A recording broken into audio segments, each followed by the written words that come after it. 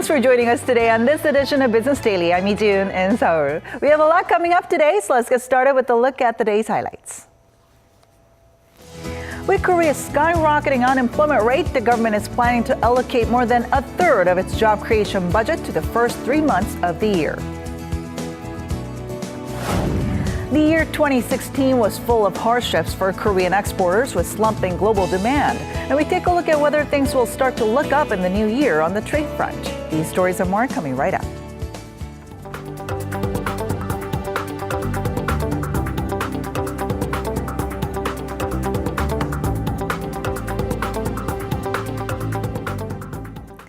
We begin with the government's latest plans to support Korea's sluggish job market. With unemployment here in Korea at record highs, the finance ministry is accelerating its plans to create more jobs and help startups. Our Shin Se-min starts us off. Job creation took center stage at the year's first meeting of economy-related ministers on Wednesday. Finance Minister Yoo said the government will step up its job creation drive by allocating more than a third of its job creation budget to the first 3 months of the year. The public sector will add 30,000 new jobs in the first half of the year, with 17,000 new jobs in the first quarter. He said the new jobs will primarily be aimed at helping young people find employment.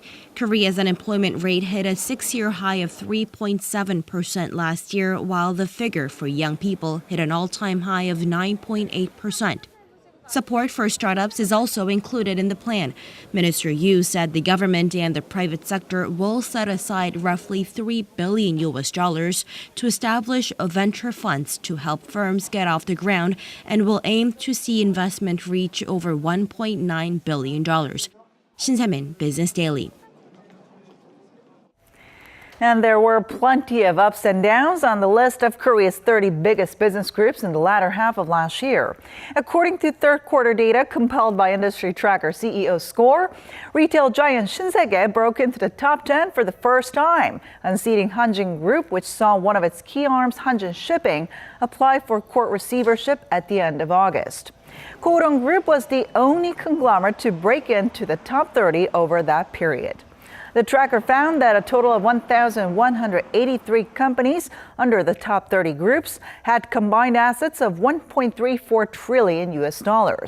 Their assets had increased 1.2% on year, and the number of companies also rose by 1.1% during the same period. Korea's largest auto giant Hyundai Motor Group will boost investment in the United States, pouring in $3.1 billion over the next 5 years.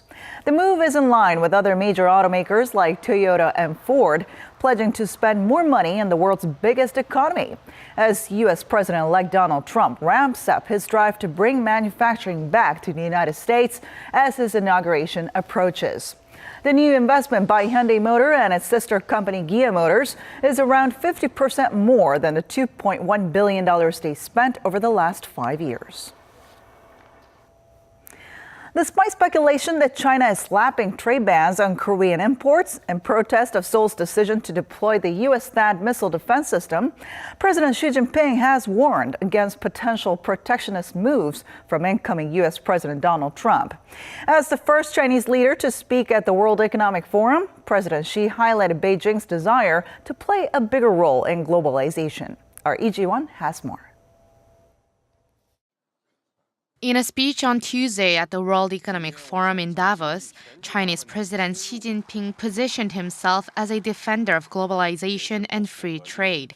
He offered a vigorous defense of globalization, stressing that the flaws of economic globalization should be prevented and its benefits should be spread out wide. Rather, we should adapt to and guide economic globalization, cushion its negative impact, and deliver its benefits to all countries and all nations. President Xi likened protectionism to locking oneself in a dark room to protect oneself from danger. But he said it's depriving the room of light and air at the same time, as he warned against any country pursuing their own interests at the expense of others.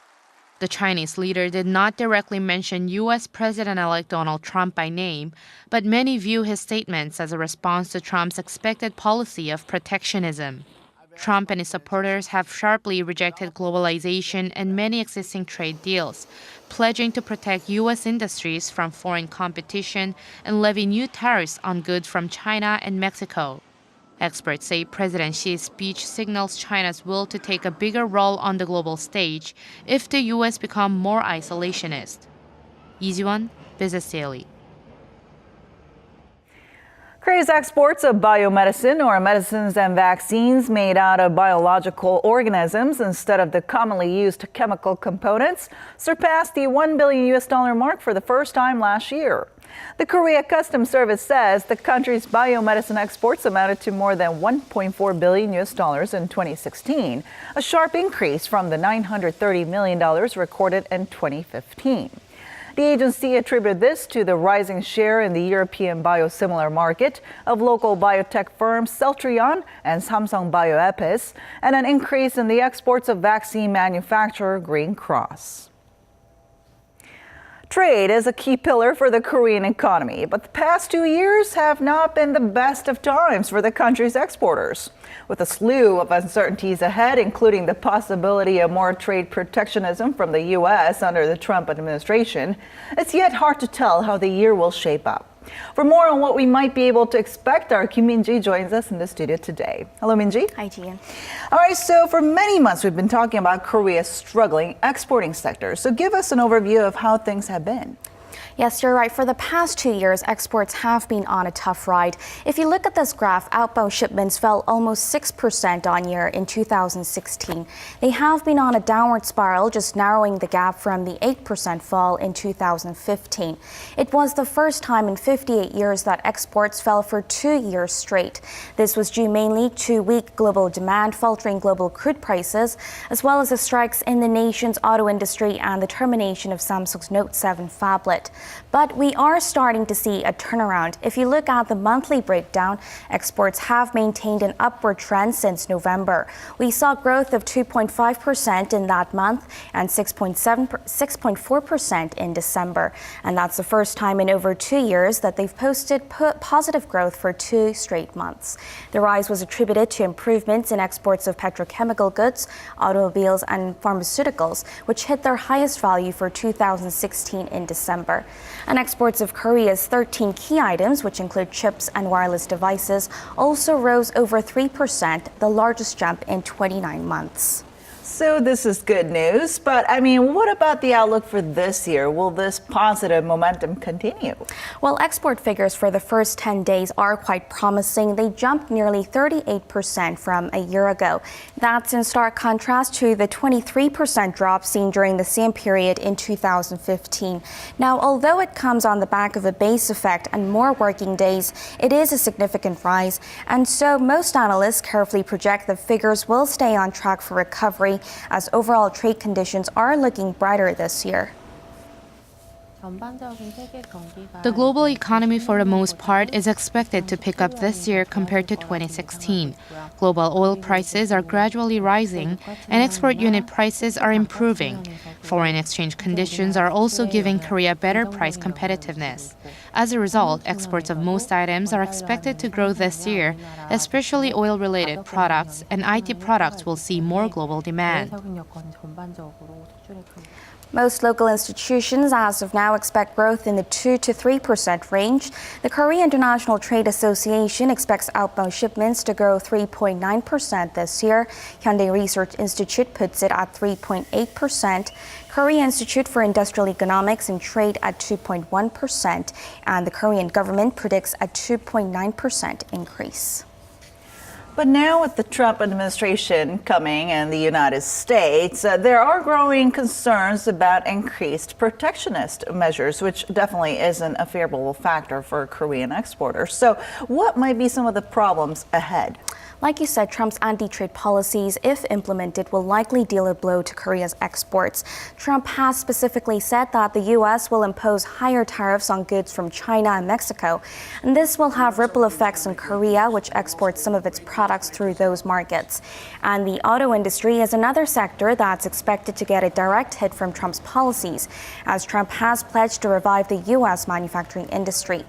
Another factor is faster than expected rate hikes from the U.S. Federal Reserve, which could be prompted by Trump's massive spending projects. This could trigger greater capital outflow from emerging markets, many of which Korea relies on as export markets.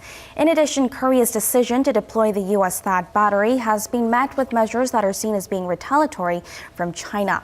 Already, Korean cosmetics are facing higher import criteria, and although Korea's exports are mainly intermediary goods, if Beijing were to step up pressure, it would take a toll on local exporters, as China accounts for roughly a quarter of Korea's total exports.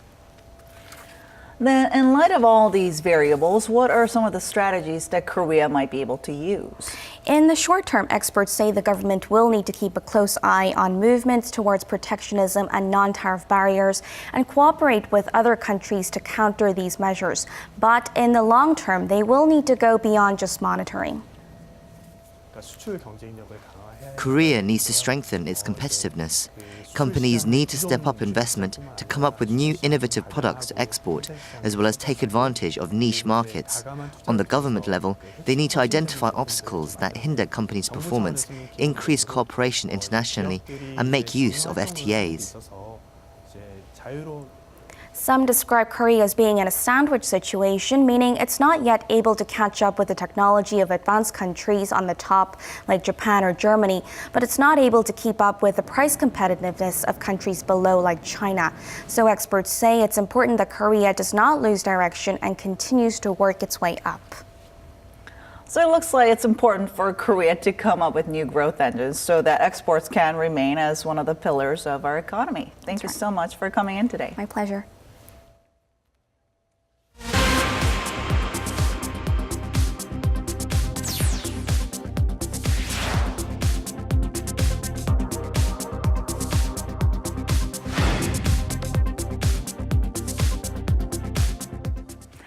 The National Tax Service is reminding all foreign workers here in Korea to file their year-end income taxes. The time period to do so has begun and will run through the middle of next month. Our Eunice Kim tells us more. 'Tis the season to file your taxes, whether you are a Korean national or not. Year-end tax settlements began Sunday and will run through February 15th. Filers have until the end of next month to submit documents from their employers, including receipts of their withholding taxes. For those still scratching their heads as to what to do, good news. The National Tax Service has issued a 95-page easy guide to help you out, which can be found at embassies, chambers of commerce, or on NTS's website. While foreigners aren't eligible for all deductions and tax credits offered to Korean nationals, such as those on housing rentals or home purchases, they do have the option of taking on a flat tax rate over Korea's progressive tax system. 17% flat tax rate is applied to foreign employees. Without income deduction or tax credit, foreign employees calculate their tax amounts by simply applying 17% of tax rate to their earned incomes. There are also special tax programs for public school teachers and engineers who meet several specific criteria. If foreign employees visit our English website, they can calculate their year-end tax by using our automatic year-end tax settlement program, and also download our easy guide for foreigners' year-end tax settlement. Real-time English language help is also available via a telephone hotline at 1588-0560. The number of foreigners paying taxes in Korea is on track to reach 600,000 this year after edging past 500,000 in 2015, according to the National Tax Service. Eunice Kim, Business Daily.